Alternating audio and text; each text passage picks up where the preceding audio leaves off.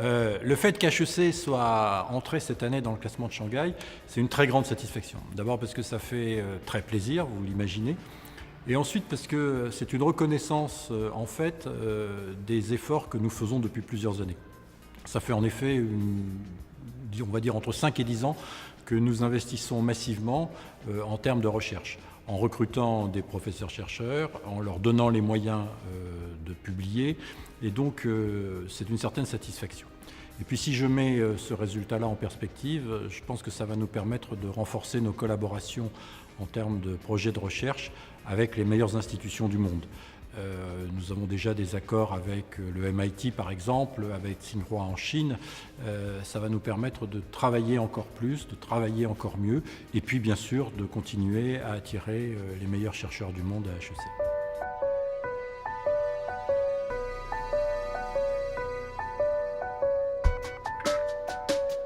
Je crois qu'aujourd'hui, ce qui fera le succès des institutions académiques, c'est la capacité de travailler de façon transdisciplinaire. On est passé, depuis quelques années, on fait beaucoup d'alliances, on va dire additives, où on travaille ensemble. C'est ce qu'a fait HEC en s'alliant avec des grandes business schools mondiales, que ce soit en Europe ou que ce soit aux États-Unis avec le MIT, avec New York University, que ce soit en Chine avec Tsinghua. Je pense que maintenant on entre dans une nouvelle phase où il faut plutôt faire ce que les experts appellent des alliances complémentaires, c'est-à-dire de travailler avec des institutions qui sont sur d'autres compétences, sur d'autres disciplines. Et donc ce rapprochement entre les universités et les grandes écoles, je crois que c'est dans cette dimension-là qu'il faut les comprendre, qu'il faut les voir. Et encore une fois, ça doit être un mouvement gagnant-gagnant, c'est-à-dire c'est vraiment un rapprochement, mais un rapprochement des deux types d'institutions.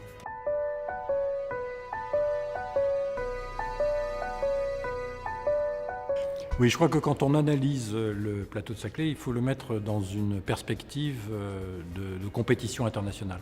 La France a besoin de champions mondiaux et on a besoin de champions mondiaux à la fois pour attirer les meilleurs élèves du monde entier, et on a des atouts en France là-dessus, pour attirer les meilleurs professeurs-chercheurs, et là aussi on a des atouts, la France attire. Et donc le plateau de Saclay peut être un grand atout d'une politique française, mais qu'il faut bien voir en termes de compétitivité.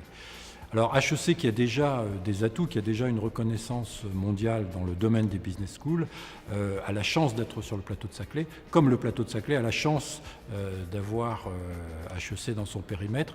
Et je pense que c'est encore une fois dans cette logique-là qu'il faut comprendre l'opération plateau de Saclay.